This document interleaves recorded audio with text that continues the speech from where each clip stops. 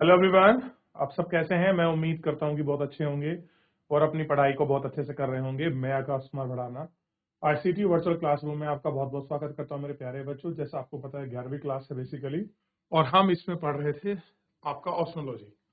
और ओशनोलॉजी के अंतर्गत बेसिकली बच्चों आपको पता होना चाहिए महासागरीय जल को पढ़ रहे थे। और महासागरीय जल की स्थिति को हमें देखा था कि जल कैसे एक रूप से दूसरे रूप में आता है, यहाँ तक इसको पढ़ चुके थे। और इसको पढ़ने के बाद हम महासागर का अधस्तल का जो विभाजन है उसको देख रहे थे। महाद्वीपीय सेल्फ क्या होते हैं, महाद्वीपीय ढाल क्या होते हैं, समुद्री मैदान क्या होते हैं और गंभीर क्या होते हैं, इन पर हम लोग बात कर रहे थे। तो कल हम इनको देख चुके थे। कल हमने सेल्फ को पढ़ लिया था, सेल्फ की चौड़ाई को हमने देख लिया था। आज हम आगे बढ़ेंगे, उसको पढ़ेंगे महाद्वीपीय ढाल। लेकिन ढाल से पढ़ने से पहले सबसे पहले मैंने इमेज ये आपको कल दिखाई थी, थोड़ा सा इसको गौर करके देखिए। और मैं आपको कुछ इसमें स्थिति जो है वो आपको दिखाने की कोशिश करूंगा, प्रयास करूंगा। ये देखिए, ये देखिए, ये पूरा हमारा क्या है, समुद्र है। ऐसे देखिए, ठीक है, डार्क हो गया पूरा। अब ये इसको थोड़ा सा आप गौर करके देखेंगे तो आपको स्पष्ट दिखाई देगा। ठीक, ये हमारी भूपर्पटी है, यानी कि पृथ्वी का ऊपरी भाग है। ठीक है, ठीक। अब ये देखिए, ये समुद्र का ऊपरी भाग है। ठीक, ये जो मॉड है, इसी मॉड को हम क्या कहते हैं, यही है महाद्वीपीय सेल्फ। जो आपका भूपटल से समुद्र के अंदर जो हम प्रवेश करते हैं उसको सेल्फ कहते हैं। सेल्फ दिखाई देगा। और इसके नीचे जो ये बनेगा इसको हमने कहते हैं ढाल। क्या कहते हैं इसको? ढाल। ठीक। और जब यहां पानी जमा से कुछ उभर जाती है तो उसको बोलते हैं महाद्वीपीय उभार। क्या कहते हैं इसको? महाद्वीपीय उभार। ठीक। और ये महाद्वीप में सेल्फ में क्या मिलते हैं? गर्त। गर्त यानी कि गड्ढे मिलते हैं। अब देखिए, पानी यहां से इकट्ठा होकर आपका समुद्र नदियों के माध्यम से समुद्र में पहुंचता है। वही पूरी इमेज, वही था स्पष्ट इसको दिखाया गया है। चलिए आगे बढ़ेंगे तो शायद और चीजें अच्छे से क्लियर हो जाएंगी। बेसिन पढ़ेंगे, कटक देखेंगे, पहाड़ियां कैसे बनती हैं, इन सब के विषय में पढ़ें। आइए वापस एक बार महाद्वीपीय सेल्फों को पढ़ लेते हैं। एक बार पढ़ लेंगे, कोई बात नहीं, रिवीजन हो जाएगा इस बहाने और हमारा क्लियर भी हो जाएगा। महाद्वीपीय सेल्फ, प्रत्येक महाद्वीप का एक विस्तृत सीमांत होता है जो अपेक्षाकृत उथले समुद्र तथा खाड़ियों में होता है। यह महासागर का सबसे उथला भाग, उथला मतलब ऊपर उठा हुआ होता है। क्लियर है? कैसा होता है? उथला होता है, जो खाड़ी से घिरा है। महासागर का सबसे उथला भाग जिसके औसत प्रवणता 1 डिग्री, औसत प्रवणता का मतलब होता है ढाल। ढाल कितना है? 1 डिग्री झुका, यानी कि सीधा देखने के लिए मिलेगा, लेकिन ढाल कैसा है? 1 डिग्री का है उसमें। और कह रहे हैं कि सेल्फ अत्यधिक ढाल पर समाप्त होता है। और सेल्फ की लास्ट कहां होगा? जैसे मैंने कल यहां बता रहा था, तो ये यहां तक सेल्फ है और यहां से नीचे ढाल शुरू हो जाएगा। तो ये क्या है? ये सेल्फ है। क्लियर है? ये यहां तक सेल्फ है और इसके नीचे क्या हो जाएगा? ये आपका ढाल शुरू होगा। और ये क्या है आपका? ये आपका मेरे प्यारे बच्चों ये सेल्फ है। क्या है आपका? सेल्फ है। तो ढाल और सेल्फ आपको स्पष्ट रूप से बिल्कुल क्लियर होने चाहिए, क्या सेल्फ है क्या ढाल है। कह रहे महाद्वीपीय सेल की चौड़ाई एक महासागर से दूसरे महासागर में भिन्न भिन्न है। यानी कि जरूरी नहीं कि एक महासागर का जो सेल्फ चौड़ा हो सकता है, पतला है, टेढ़ा है, अलग अलग कंडीशन अलग अलग का हो सकता है। आप ये नहीं कह सकते सबका एक का होगा। उन्होंने बताया कि एवरेज अगर आप इसको देखोगे 80 फीट तक चौड़ा भी हो सकता है, कुछ सीमांत सेल भी हो सकते हैं, कुछ अत्यधिक संकीर्ण आपके कैसे हो सकते हैं? संकीर्ण भी हो सकते हैं। और कह रहे चिली तट को देखोगे और सुमात्रा को देखोगे आपको मिलेगा, लेकिन अटलांटिक महासागर का जो साइबेरियन सेल्फ है वो विश्व का सबसे बड़ा सेल्फ है। आप गूगल करिए और गूगल में करके देखिए कि विश्व का सबसे बड़ा जो आपका सेल्फ है, तो आपके सामने निकल कर आएगा साइबेरियन सेल्फ। क्लियर है? तो आप और अच्छे से समझ पाएंगे। ठीक, बेसिकली समुद्र पे ही पाया जाता है। इसके बाद ढाल शुरू होता है। जैसे आप पानी के अंदर बाप का प्रवेश करते हैं तो आप पानी में रहते हैं ना, तो वो सेल्फ है। वो क्या है? सेल्फ के ऊपर खड़े हैं, पानी के ऊपर।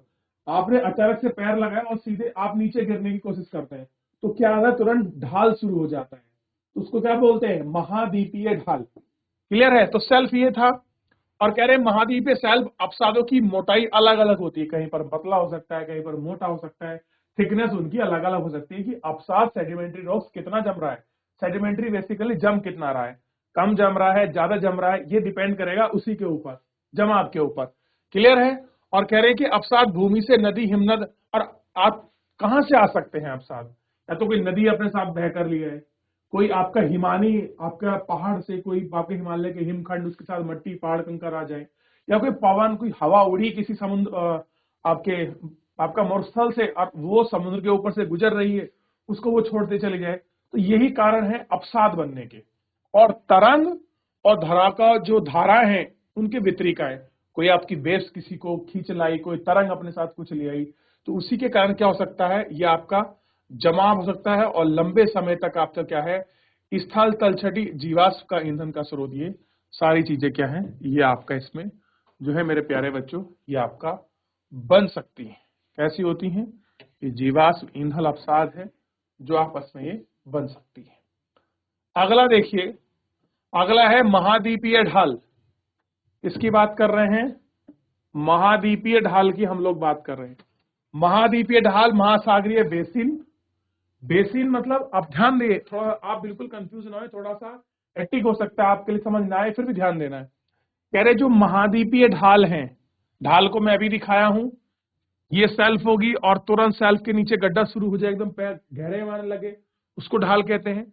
महाद्वीपीय ढाल महासागर बेसिन और महाद्वीपीय सेल्फ को जोड़ती है। तो बेसिकली अगर आप इसको देखोगे तो ये जो महाद्वीपीय आपका ये वाला पार्ट है, नीचे वाला जिसको हम ढाल कह रहे हैं, ये ढाल क्या कर रही है, ये महाद्वीपीय सेल्फ और महाद्वीप, सेल्फ बेसिकली आपका महाद्वीप का हिस्सा, सॉरी महाद्वीप का हिस्सा है, सेल्फ किसका हिस्सा है, महाद्वीप का, क्योंकि अपसाद के कारण जमी हुई है, सेल्फ यानी कि चट्टान जैसी है, तो किसका हिस्सा हुआ, महाद्वीप का। और ढाल किसका हिस्सा है, महासागर का।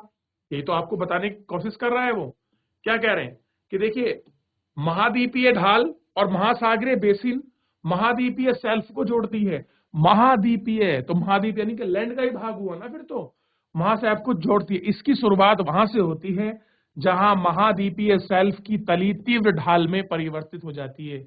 जैसे ही, अब ये तो हो गया सेल्फ, और सेल्फ के बाद जैसे ये ढाल शुरू हो जाएगा इस तरीके से, अब देखिए ये क्या है, सेल्फ है, जो मेरा ऊपर वाला हाथ है, ये क्या है, तीव्र ढाल है, तो यहां से जो जोड़ना शुरू हो गया, यहां से शुरू हो जाएगा आपका ढाल, और ये बनेगा आपका सेल्फ।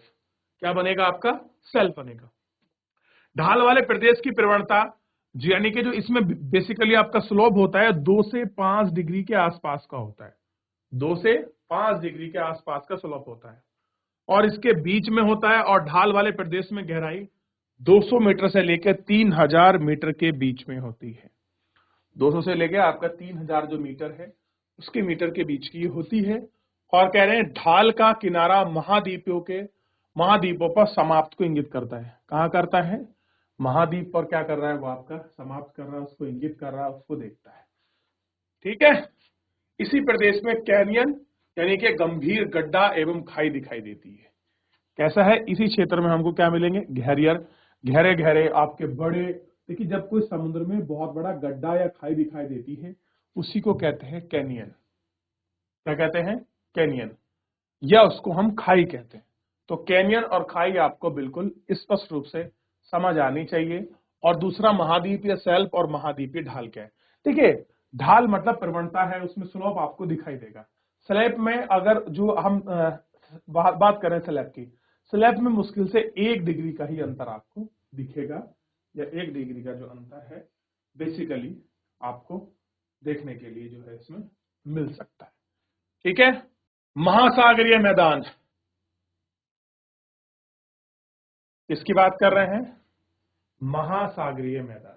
ठीक है। तो महासागरीय मैदान महासागरीय बेसन के मंद ढाल वाले क्षेत्र हैं।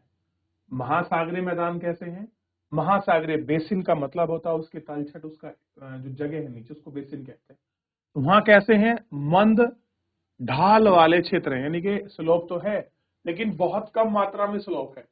ये विश्व के सबसे चिकने एवं सबसे सपाट हैं। कैसे हैं, सपाट का मतलब होता है बिल्कुल फ्लैट, और चिकने हैं क्योंकि इनमें क्ले की मात्रा है, आपका मृत्तिकाएं जाती हैं, उसकी वजह से जब आपके चिकने हैं और जिनकी गहराई 3000 मीटर से लेके 6000 मीटर के बीच की है, यानी कि समुद्र में 3000 6000 मीटर है। आप सोच सकते हैं कि जो अगर आप देखेंगे समुद्रों के अंदर जो आपके मैदान है, मैदान का मतलब है पहले स्लेप है, उसके बाद ढाल है, और ढाल के बाद बिल्कुल सब प्लेन है, चिकना बिल्कुल प्लेन, उसी की बात कर रहा है। ये क्या है आपके, हमको स्लेब आपको मैदान देखने के लिए मिलते हैं।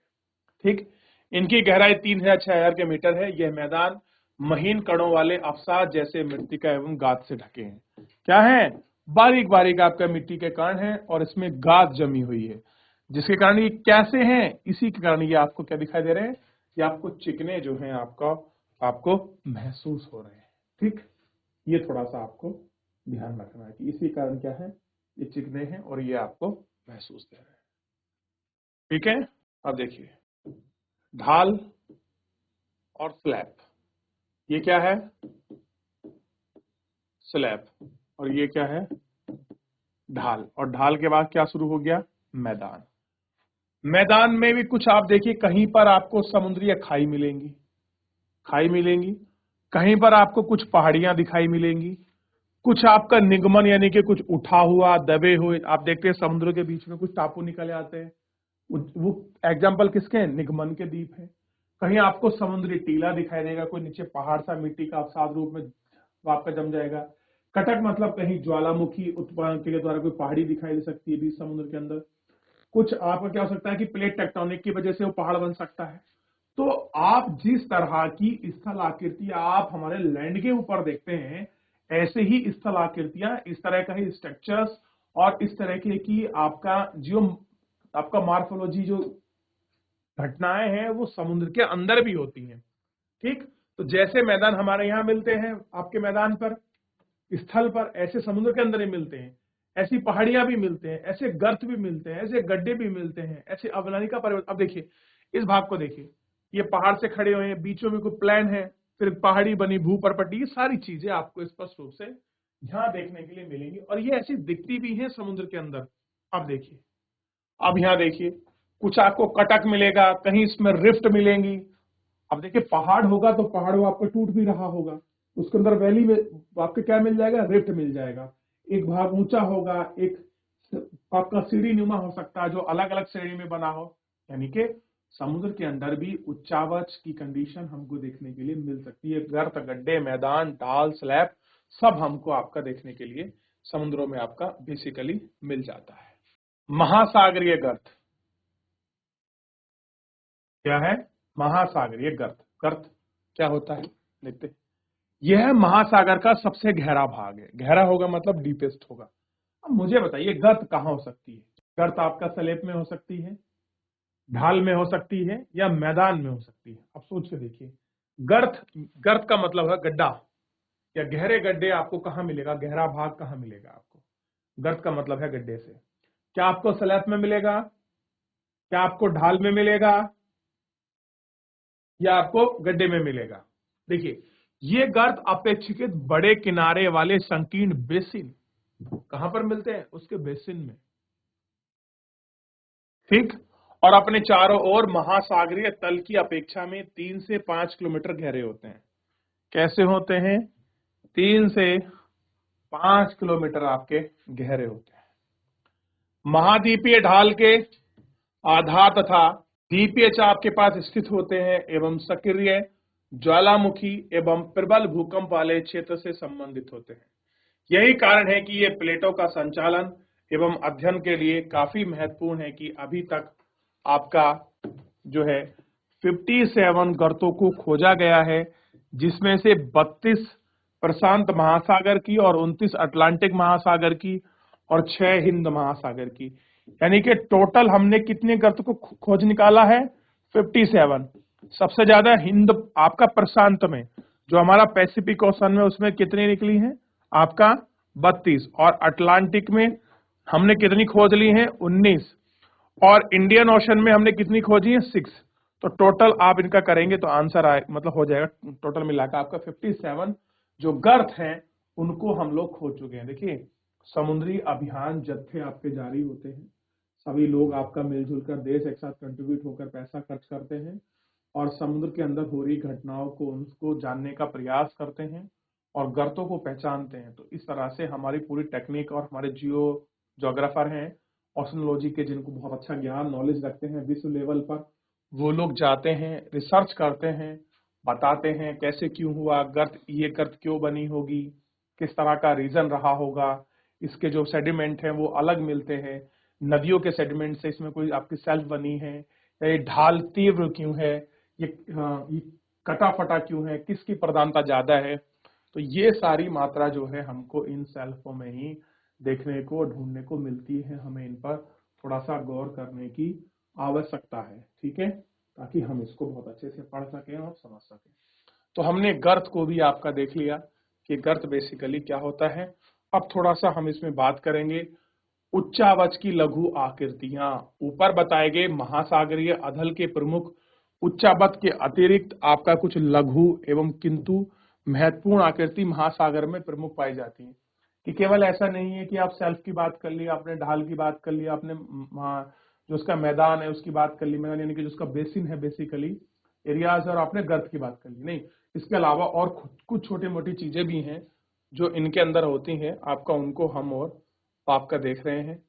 जैसे अब आप देखिए, सबसे पहले इसके अंदर आया मध्य महासागरीय कटक।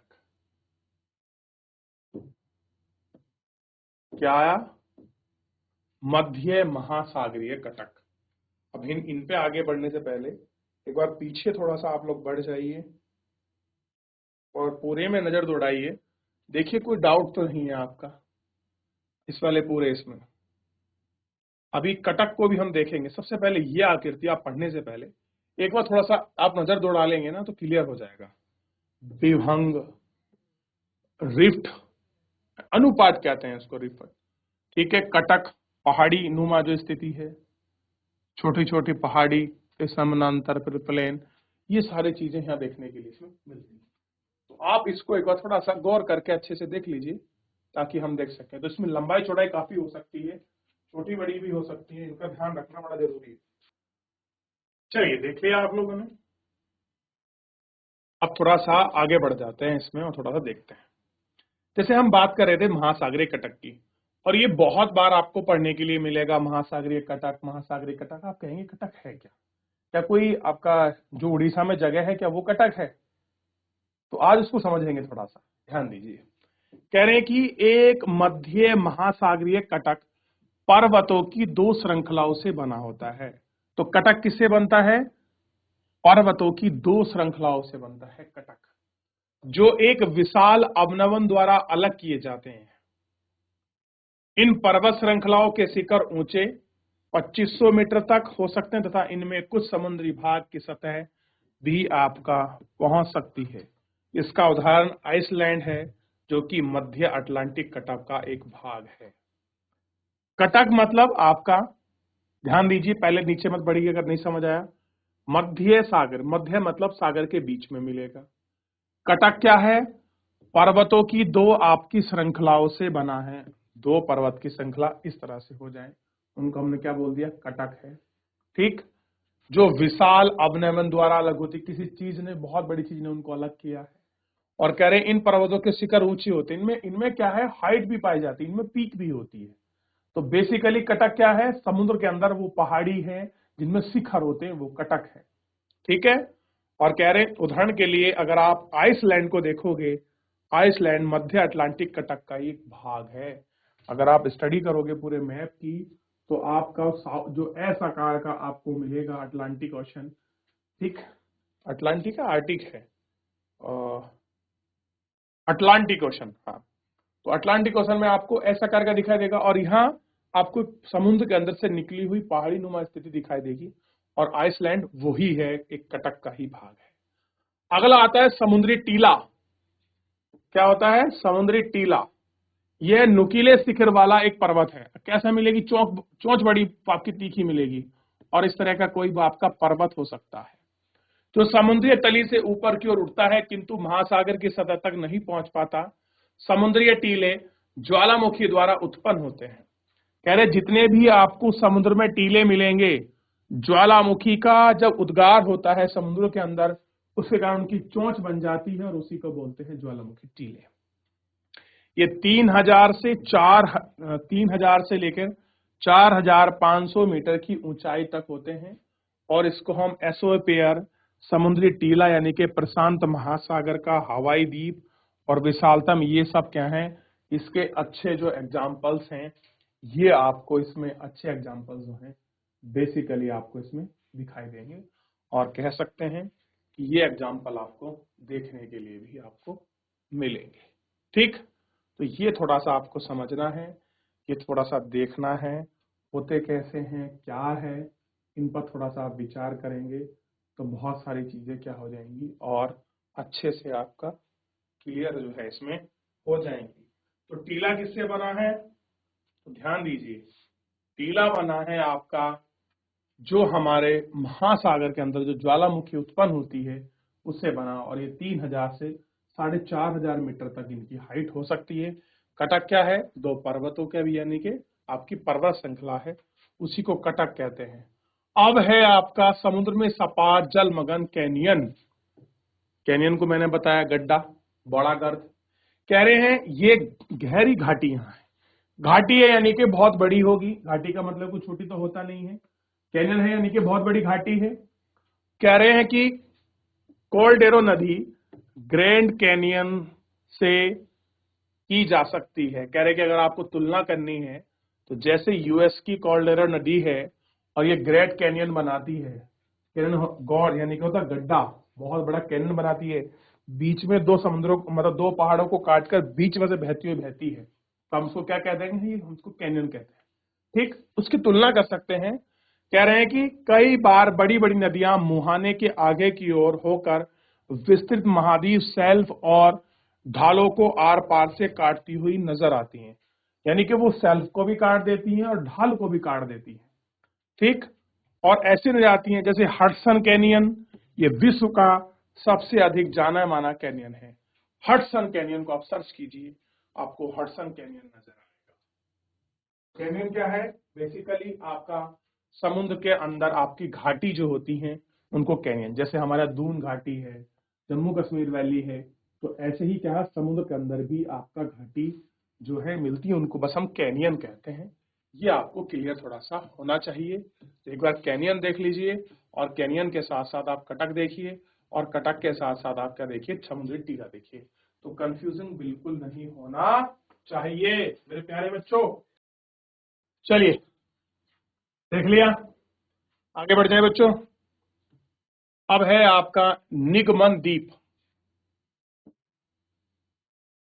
यह है चपटे शिखर वाले समुद्री टीले हैं। चपटे हैं मतलब ऊपर से कुछ ऐसे होंगे, समुद्री टीले हैं। ये चपटे शिखर वाले जलमग्न पर्वतों के बनने की अवस्था क्रमिक अवतरण के सापेक्ष द्वारा आपका प्रदर्शित होता है। अकेले प्रशांत महासागर का अनुमानतः 10,000 से भी अधिक क्या है समुद्री आपका टीले उपस्थिति है।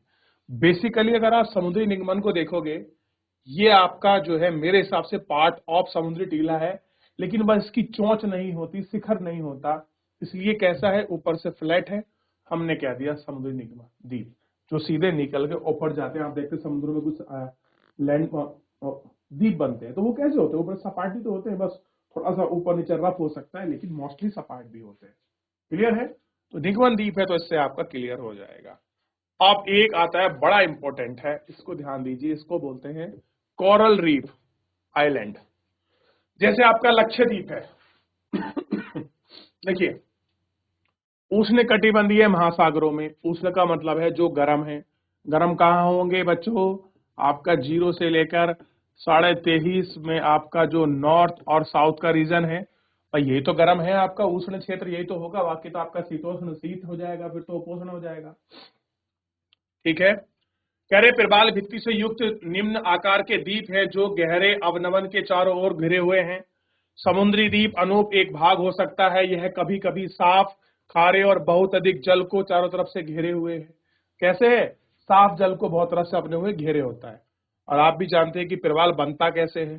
ठीक, अगला है महासागरीय जल का तापमान, ये बड़ा इंपॉर्टेंट फैक्टर है कि महासागरीय जल का जो टेम्परेचर है वो कैसे होता है मेंटेन।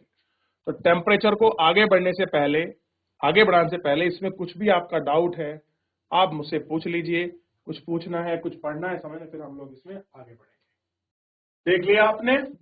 चलिए थोड़ा सा आगे बढ़ते हैं। देखिए ध्यान दीजिए, कह रहे हैं कि इस खंड में विभिन्न महासागरों में तापमान का स्थानिक एवं ऊर्ध्वाधर विभिन्नता है। यानी कि अगर आप लोग महासागर को देखोगे, जैसे महासागर की स्थिति है, तो इस स्थिति के अनुसार वहां का लोकल टेम्परेचर या वहां के टेम्परेचर में आपको कुछ डिफरेंसेस मिलेंगे। वो वर्टिकल भी हैं और आपका हॉरिजॉन्टल भी है।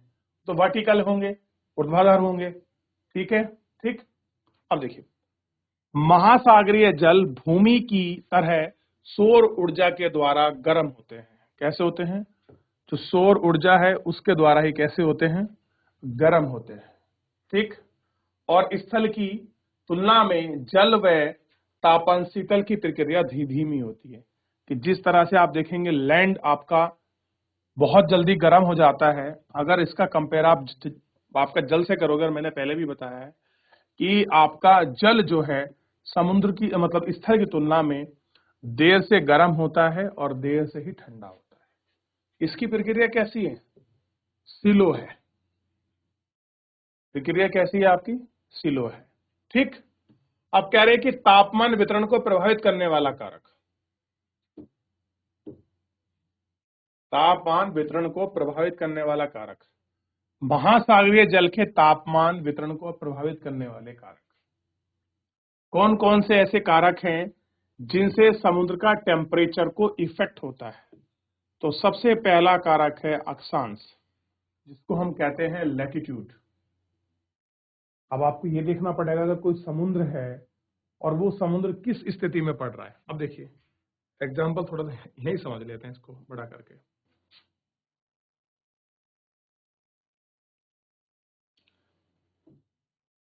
अगर कोई आपका जीरो के नियरेस्ट है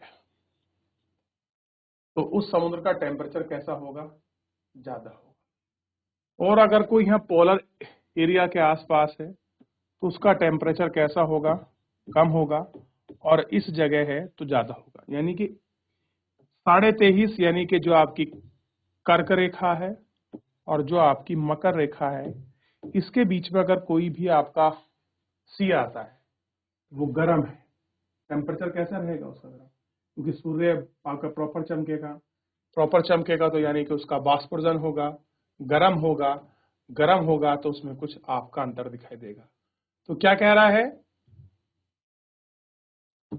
कि ध्रुवों की ओर प्रवेशी सौर विकिरण की मात्रा घटने के कारण महाद्वीप की महासागरों की सतह का जल का तापमान विषुवत रेखा से ध्रुवों की ओर घटता चला जाता है। यानी कि आपका जीरो से पोलर एरिया की तरफ बढ़ने पर क्या होता है, जो टेम्परेचर है वो कैसा होता है? घटता है। यानी कि जब आप जीरो से ऊपर की तरफ जाएंगे, पोलर एरिया की तरफ बढ़ते चले जाएंगे, तो जो तापमान है वो कैसा होगा? घटेगा। तापमान क्या हो जाएगा आपका? बेसिकली घट जाएगा। ये आपको देखना, यानी कि ध्रुवों से आपका जो है पोलर एरिया के मतलब ध्रुवों की तरफ जाने पर भूमध्य रेखा से, तो जो टेम्परेचर है वो बेसिकली आपका घटने लगता है, ठीक है। स्थल एवं जल का असमान वितरण उत्तरी गोलार्ध के महासागर दक्षिणी गोलार्ध के महासागर की अपेक्षा स्थल बहुत बड़े हैं और जुड़े होने के कारण ये अधिक मात्रा में ऊष्मा प्राप्त करते हैं।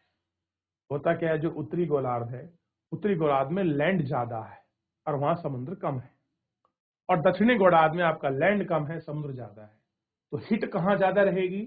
आपका दक्षिणी गोलार्ध में। लैंड में कम क्यों रहेगी? क्योंकि वहां धीरे से जल्दी से गर्म होगा, जल्दी से ठंडा होगा। तो ये प्रक्रिया हैं जिनको हम आपको कल पढ़ेंगे। आपकी कुछ हवाएं चलती हैं, कैसी हवा होती हैं, उनको सतत कॉन्टिन्यूस हवा क्यों कहते हैं, कैसे उनका रीजन है, क्यों वो बनती हैं, इन सभी पर बात करेंगे। लेकिन इस सेक्टर को फिलहाल आप यहीं रखिए कि तापमान को प्रभावित करने वाले कारकों पर हम लोग कल अच्छे से आपकी चर्चा करेंगे। समय समाप्ति हो रहा है, तो एक बार जितना हमने पीछे पढ़ा है, पुराना पढ़ा है, इसमें कोई भी आपका डाउट, कोई भी आपकी क्वेरी है, तो मेरे प्यारे बच्चों बेहिचक आप मुझसे कोई भी बच्चा लाइव जुड़कर चैट के माध्यम से अपनी क्वेरी को, अपने डाउट को इन संबंधित गर्त, गड्ढे, ढाल, मगन, कैनियन क्या होता है, आप मुझसे पूछ सकते हैं। कोई भी बच्चा किसी भी स्कूल का। चलिए, तो अगर कोई डाउट है तो मुझसे पूछ लीजिए मेरे प्यारे बच्चों। तो मेरे प्यारे बच्चों, फिलहाल आज के इस लेक्चर में हम लोग इतना ही। मिलते हैं नेक्स्ट लेक्चर में, तब तक अपना ध्यान रखिए, स्वस्थ रहिए और अपनी पढ़ाई को बहुत अच्छे से करते रहिए। मुझसे जुड़ने के लिए आपका बहुत बहुत